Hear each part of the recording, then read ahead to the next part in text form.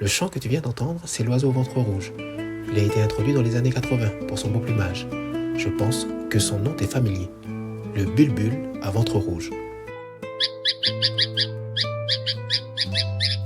De la cage à la liberté, il se reproduit et fait de Nouméa son terrain de chasse. 44 ans plus tard, il est dans le top 7 des espèces exotiques envahissantes prioritaires. Il devient très vite un danger pour la faune et la flore locale, ainsi que les cultures.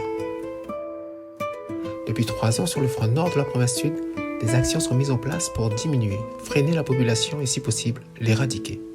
Ce matin, je suis sur le front d'arrêt nord, comme dit Freddy, chargé de surveiller les recoins de Boulou-Paris pour stopper sa progression vers le Grand Nord. En espérant que la pluie n'a pas chassé les oiseaux et que la repasse va appeler les bulbuls.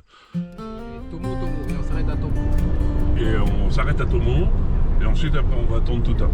Si on n'a pas vu d'oiseaux, on va attendre Touta. Jusqu'à Tontouta.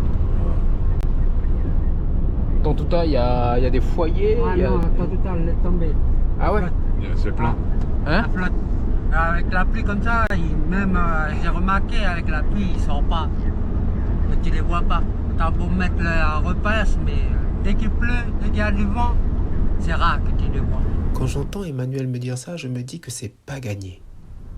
Sur Tomo, nous retrouvons Patrick Barrière, coordinateur du pôle menace, et Christophe, bénévole sur le front d'arrêt nord. Aujourd'hui, malheureusement, les conditions ne sont pas favorables. On peut le reporter à une autre fois.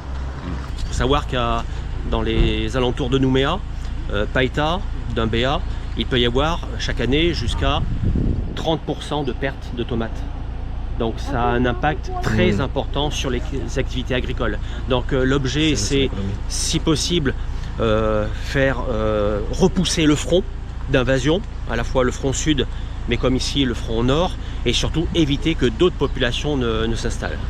Pour l'instant, on n'a pas protégé tous les vergers sensibles aux oiseaux, mais dans un futur proche, on va être obligé, parce que sinon on perd trop de fruits, quoi.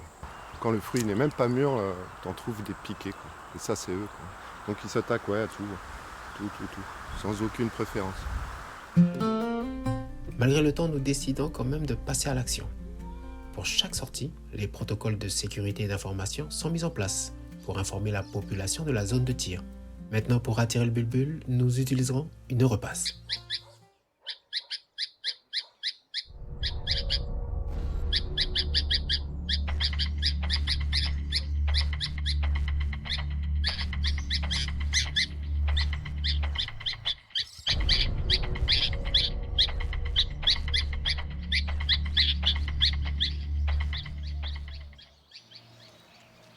Pour ne pas habituer le bulbul à la repasse, le protocole à respecter est de 10 minutes de chant. Cette fois-ci, le piège tendu n'a pas fonctionné. Nous décidons de continuer un peu plus loin. C'est un oiseau très agressif, et donc là où il est présent, eh bien, il monopolise les ressources alimentaires. C'est-à-dire qu'il interdit aux autres d'avoir accès aux ressources. Et en général, lorsque les populations de bulbuls sont relativement abondantes dans la zone du Grand Nouméa, eh bien, on ne trouve pratiquement pas d'oiseaux natifs, en tout cas des oiseaux de petite taille qui sont beaucoup plus, entre guillemets, beaucoup plus faibles que lui, parce qu'il arrive à les repousser.